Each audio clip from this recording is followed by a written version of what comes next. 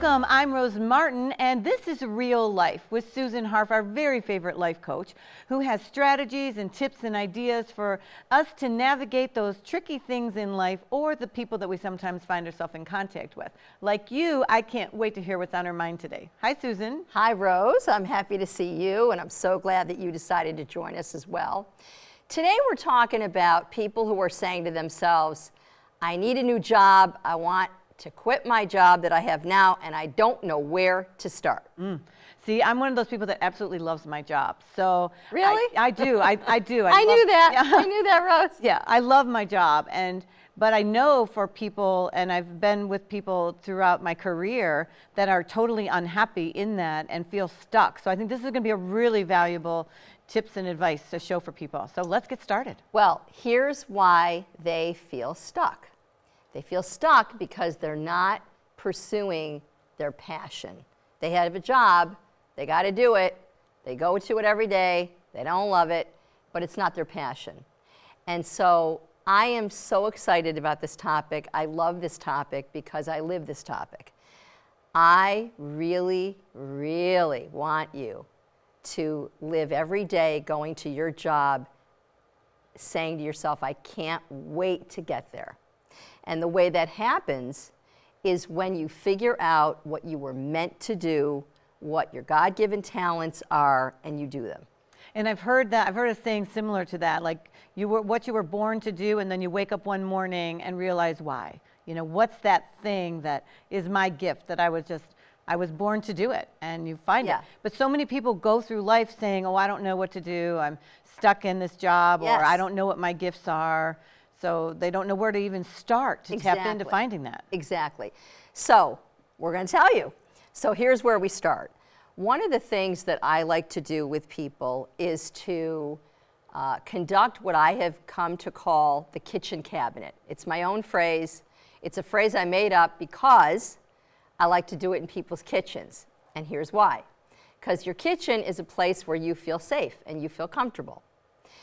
And what we do, and you can do a version of this, it doesn't have to be in your kitchen, is we bring people together who know you in a variety of ways. And the reason that we do this in a group is because you know how when you're in a group, you might be thinking about something, but when somebody next to you says something, it ticks off something that you kind of might have been thinking about, maybe didn't think about earlier, but it brings you to it in a different way. So in other words, if I ask you a question alone, you are drawing from your brain, your head, your life experience. If I ask two people that same question who are with each other, then something that one may have said may have spurred on something for the other too, and then they have something more to say. So I like to do this in a group, and you can do it in your kitchen. I've conducted these kitchen cabinets in people's kitchens. You can do it in an office, you can do it wherever you want, in the park, wherever. You bring people together, and all of them except one know you. I want one person in the room to be somebody who doesn't know you, who just met you. So it could be a friend brings a friend. In addition, the kind of people that you need to ask to come to this are people that have known you at different walks of your life. So it could be somebody that you babysat for. It could be somebody that you work with now. It could be and all of these people need to be there. Somebody who is just a friend of yours who you don't know from work. Someone who you only know from work. Somebody who's a neighbor of yours.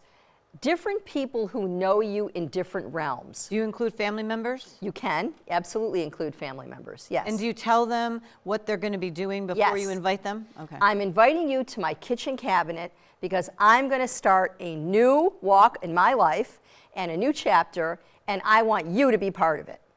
And when you do that, one of the things that happens is every person that you invite to the kitchen cabinet is now going to be invested in you getting it. That's true, yeah. So the first question to ask of the kitchen cabinet is, if I'm standing in front of you now, and if I were to say, describe me in a couple words or less, have each person there, and it's a good thing to do with, sometimes people say to me, how many people should be there? You don't need 100. So I think somewhere between 6 and 12, something like that. And so enough people to be around the table, but not too many, and not too few. So when I ask you to describe me, a couple of words, what would you say? And then we either use a computer or somebody's phone or a flip chart or something that somebody's going to be a scribe. And you write down the words. And you will be shocked at the consistency of the words that come up. So people are going to use words to describe your behavior, describe your personality. It can even be a word that's not a descriptive word. So let's say somebody says accountant, because that's what you are. That's what your job is. Any words that they would immediately think of when I say me. So they're making that association cold, right? So you're not telling them, you're telling them why they're coming there, but not to prepare their answers ahead of time. Oh, absolutely. Okay. Exactly. You're going to come help me figure out what my next step is. And one of the things that I find happens with people is it's not so much the vehicle in which you do it, it's what you do when you get there. So every office has a mother. Every organization has the mommy. It's the person who is the one who says, let's have a cookie exchange for the holidays. Let's all get together and have a retirement party for Joe. Let's all think about what are we going to do. Let's think of some new things to put in our kids' lunch boxes. It's the person who is always sort of bringing the group together. Every group, no matter who it is, has somebody who wants to aesthetically make it better. Let's put some plants in this office. Let's think about having a relaxed Friday where we all just wear our comfy clothes. Thinking about the aesthetics of the organization, not necessarily what we're there to do. Maybe we're making widgets, or maybe this is an eyeglass company, or it has nothing to do with aesthetics, but that person is always bringing aesthetics into it. So if you're going to change your job, and let's say you love art, you don't need to become an art teacher. You could be a landscape designer. You could be somebody who likes fashion. You could be somebody who adores fabrics, plants, eyeglasses. It doesn't matter what it is. What matters is your role in that organization. And that's what we need to sometimes change. So the first question when you bring people around the table is going to be the descriptions. Yes. And so then where do you move? What's the second question? Okay, after the descriptions, then we take stock of what the descriptions are, and we start to talk about a job description. So I say to people, if you could do anything in the world, and money has nothing to do with it, what would it be? And they say, oh, well, you know, here's some, these are crazy, but I'll just give you some examples. I would love to be a famous author, but I can't write, and I'm never going to publish a book. Okay, write it down. Mm-hmm. And as we think about those kinds of things, that's why I get so excited, because people do come up with things that they think they could never do. And then I say, we're going to help you do them. Is there always something deep down in the subconscious that even though they're saying that, there's a little glimmer of, you know, I really do kind of want to do that? Yes. Yeah. And there's all kinds of deep down associated with this. So for instance, one of the things that happens is if you grew up in a family that didn't tell you you were smart, chances are you don't think you are. Or if you grew up in a family where people didn't ask your opinion too often, let's say there were 10 kids, maybe there wasn't enough time to ask everybody's opinion, then sometimes you believe you don't have one. If you grew up in a family that didn't say to you, you can be anything you want, then maybe you don't believe you can. But I'm here to say that there are very, very few things that you can't do. If you are 98 years old and you want to be an Olympic runner and you've never run in your entire life, chances are I might have to say to you, you're not going to be an Olympic runner. But there are very few things that are in that category. I have an example because my mom turned 80 and she wanted to play the piano. She said, I've always wanted to learn to play the piano, so she got a piano. And there you she go. had it moved in and taking lessons, you know, to be able to play the piano. So that's true. No matter what age you are, physically, mentally, if there's something you want to do, look and see if it's a possibility for you.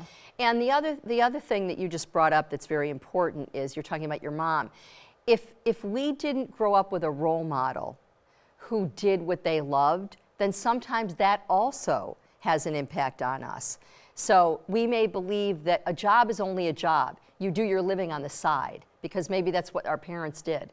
So our role models have to do with this, and also what we are told as when we're growing up as children, what we're told about what we can do and what we should do. You know, you've talked about your boys, your sons before, so I'm wondering, I can see as you're saying this that that's exactly what you guys did in order to raise them to realize that they can do what they want, right? Well, I absolutely 100% believe that you can do exactly what you want. And I also believe that that comes out of also a propensity for what you're good at. So the other thing that I ask people at the kitchen cabinet, and I ask everyone around the kitchen cabinet, is think about, I say to the person, what you're good at. What do you really think is something that is your forte? Write those things down. And then I ask the kitchen cabinet folks, when you think of this person, what do you think are her or his strong suits? So we also do need to pay attention to those, because we have strong suits that sometimes we don't recognize, we don't stop to think. Somebody once said to me, when I was very young, somebody said, well, when I say very young, I really mean like in my 20s. They said, "You're so creative," and I said, "Oh no, you got the wrong person. I can't pick up a coloring pencil or a crayon or a marker and draw anything. I would draw a stick figure. I can't draw." And they said, "Well, I'm not really talking about drawing. I'm talking about the way you cook, the way you serve, the way you dress. That's creative." And I never thought of myself as creative. But I needed other people to tell me, yes, you are. And I started to think, well, you know what, maybe some of the things, maybe the way I decorate, maybe the things I do in my life are creative. Maybe I think out of the box. Maybe that's creative. So sometimes people have to help you define what you're good at. And I don't want to, I want to stress, because you can't stress it enough, where we come from and who our parents were and how they believed, what they thought and what they believed about themselves and about their jobs and about their own passions. That has an indelible mark on us, but it doesn't need to be the end. So if we had parents who didn't love our jobs, if we were not good or someone else wasn't a good role model for us to do your passion, that does not mean that you can't turn around and do your passion.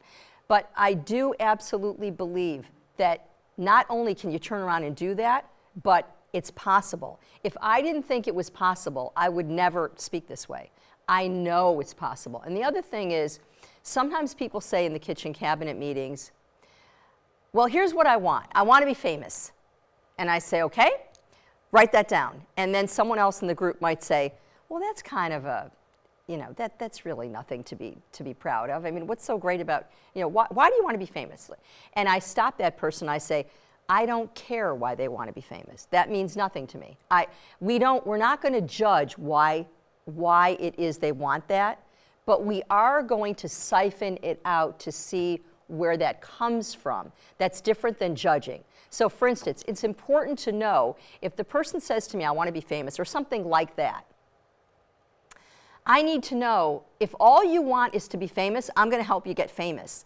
But do you want to be famous by doing anything? Like if you go over a barrel in Niagara Falls, that'll make you famous. Right. Would that be it? Can we do that to get you famous?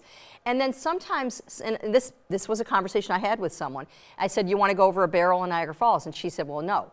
I said, well, what do you want to do? And she said, well, what I want to do is I want to write a play. And I said, oh, okay, so you want to be famous and write a play? So you don't want to just be famous, you want to be famous for that? She said, yes. I said, why is that? She said, I don't know. Let me think about it. Her mother was an English teacher. Her mother wanted her to be a good writer. It was important to her to be a good writer. So when she wanted to be famous, what she wanted was recognition for her writing. So as we drill it down, we find out, well, maybe it wasn't really that. So we didn't need to make her a star of the play. We needed to help her write the play.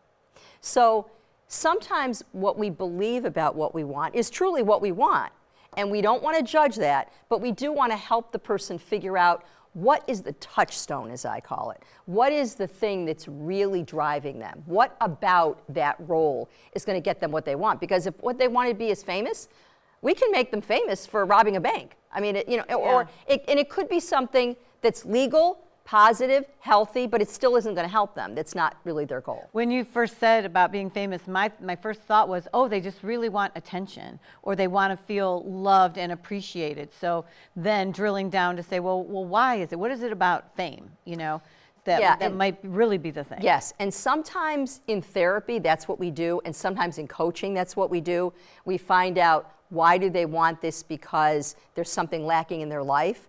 But for our purposes today and what we're talking about in terms of how to get that career that you need and you want, we're going to drill down to find out what the touchstone is, but we're not going to judge. Maybe Larry King was a talk show host because his parents didn't pay attention to him. Who knows? We don't know. But he wanted to be a talk show host, so that's all that mattered.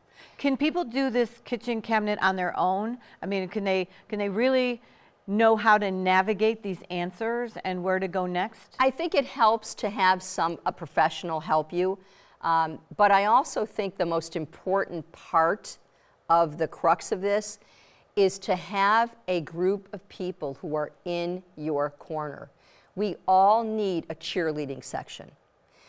I can tell you that anything I've ever accomplished in my adult life is because I had a cheerleader that happened to be my husband. My husband was the person who said to me when I would say to him, I want to do this. Do you think I can do it? He said, oh, why would you even question it? Of course you can do it. And every time he said that to me, I thought, well, I guess I could do it. And so we need a cheerleading section. It doesn't have to be your spouse. For me, I was fortunate that it is my spouse. He still is my main cheerleader. But we need people in our lives, more than one. We need to create that cheerleading section. And along with our cheerleading section to help us get what we want, those are people who are not going to judge us. They're not going to judge what we want. They're going to help us get what we want. They're going to be invested in us getting what we want. But also we need mentors, because everyone didn't grow up in a family that mentored getting the job that you want. And we need mentors in the field that we want to be in. So let's say we want to be a caterer, and we've only cooked for our family and friends, and we really know very little about catering. Well, catering is a whole different thing than cooking for your family and friends. And you need to find out if you really do want to be a caterer. So one of the things I also suggest, and this also will get you a mentor, is you look for organizations that are doing what you want to do. And you know what a fallacy is? It's a fallacy that people don't want to share their secrets with you. Yes, they do. Because people who are successful, they want to make you successful. I love helping other people. If somebody says to me, I want to do what you do, I will take you to the course. I will show you the teacher. I will show you the book. I will tell you what you need to do what I do. You know, if someone says to me, if someone says to you, I love the paint on your wall, wouldn't you probably say to them, here's the color, and right. Here's where you get it? Mm-hmm. Of course. So successful people want you to be successful too. So if you were to call up a caterer, you want to be a caterer. If you call up a caterer and say, I'm calling you because sometime I would like to hire you, but right now I'm calling you because I have thoughts of getting in your field. And I'm wondering if you would allow me to come and trail you today. If I could come, well, not today, but if I could come, make an appointment with you, and I could shadow you and see what you do. And if you want me to, I could be your apprentice. I could help your crew. I want to see what you do in a first-hand way. And would you be willing to help me in that way? I know of no caterer who would say no. You know, I'm loving this because I'm seeing this pattern evolve, Susan. So from the meeting at the kitchen cabinet to what people know about you or describe you, to then what you do well, what other people do well, then where can we apply that for what you're going to be able to do. So I'm seeing the mentoring being that next step, or those businesses or those careers being where you begin to look for that thing that you really want to do for the changing of the jobs. Yes, and sometimes you find out, I don't want to do that. That's way too much work, and it's a work in a direction that I don't want to do. You know, when people started out 40 years ago in marketing, what they wanted to do is different than what marketing is today. Completely different. It's a different challenge. It's a different career. What was it? What was it then? How was it changed? Well, because I'm so much older than you, Rose, I can tell you. Marketing used to be very hands-on. When you would go to somebody who's going to help market your business, he would help you print t-shirts and pens and things that you can, material items that you can pass around that has your name and your business logo on it and those kinds of things. Okay. Your business stationery. It was more about material objects that can get your name out there. It certainly was not about the computer. It was not about social media, which of course is has a large part of what marketing is all about now. So now you need computer skills to do marketing. Years ago you did not. You needed a lot of other things. So this is really important too, because if your idea of your perfect job is something that existed 40 years ago that doesn't necessarily exist the same way right now, so your idea of the apprenticing and volunteering is great. And the other two things, thank you. The other two things I want to mention are, first of all, you need to really want it. You really need to want it to the point where you're going to spend time every day on your calendar. Write it down, whether it's 15 minutes, whether it's a half hour if you have it. Every day you're going to spend some amount of time that brought you closer to the goal. And when people ask you to do things, would you like to go ice skating? Would you like to go shopping with me? Would you like to read this book with me? Would you like to join my book group? Ask yourself the question, does this bring me closer to my new career goal? And chances are, if it does, you're going to say yes, and hopefully you are going to say yes. And if it doesn't, try and eliminate some of the things that you do that are not bringing you closer to your dream goal. And then the other thing that I want people to do, in addition to doing something every day to help you reach your dream, because that's really what your career should be, is your dream. But the other thing I want you to do is I want you to have measurable goals. So along the way, you know if you're achieving it. Because if you have the goal of a new career or a new job, this is not going to happen in one day. And by the way, don't quit your day job. I always tell people, don't quit your job and start looking for another one. That's not how to do this, especially if you're looking to create a job. If you're looking to create something for yourself that didn't exist before, either in an organization or for you, or both. So sometimes you may have spent that 10 minutes today or tomorrow of helping you reach your goal by making a phone call or reading a book or doing something that helped you get closer to your goal. So you have to also have touchstones which let you know I achieved a mini part of the goal. So if people say, I'm just too busy to worry about my passion or these other things I want to do right now because I'm at my job and I'm coming home and I'm too tired and I've got responsibilities with the kids or my spouse or the yard or whatever, then are you almost saying, well, until you really make it a priority and a true passion to change, then almost question. Stop making excuses, right? Well, what I'm also going to say is, then you're afraid. Okay. If you make up that excuse as to why you can't do it, then you're afraid. You're afraid to fail because you want it so bad, or you're afraid to succeed, which is a whole other topic. But if you can't make time for what you really, really want, you're afraid. So that's step number one. What do I need to do to get this fear out of the way so that I can truly have what I want? You can get it. If you really want it, you absolutely can do it. I know this to be true. So from the time that someone has an idea, I want to change my job. Yeah. Then you bring your people together, people from all walks of life and someone who doesn't know you very well. And you're going to ask the questions about descriptions of how do you see me, describe me, and then what do you see as my gifts and the things I do well, and then I'm going to do the same kinds of things. Then we're going to brainstorm about places, businesses, opportunities that can offer me that. And then the onus is on me, because then I've got to set my goal and I've got to set my priority and say, am I passionate? Do I really want this? Exactly. And if not, I'm going to ask myself, am I really afraid, or what am I afraid of? And then what I'm hearing you say, which is awesome, is you can get it. It's absolutely within your reach. I know this because I've done it myself, You've done it, and I have worked with hundreds, if not thousands of people now in my life who also got their dream job. And sometimes we have created the dream job. In most cases, you're going to have to create it. But don't forget about that cheerleading section. We all need the cheerleaders in our lives to help us move forward. And all you got to do is move forward a tiny bit every day. And I think that's wonderful, Susan. Gosh, so I think anyone who's looking for a new job, you've given us a roadmap almost of how we can absolutely do that. Susan, it was absolutely wonderful. So for all of you who are looking for a brand new job, we've got the recipe, we've got the plans because Susan gave them to us today. I'm Rose Martin, and for Susan Harf and all of Real Life, I hope you put these practices into your life, and please join us again next time so we can see what's on her mind.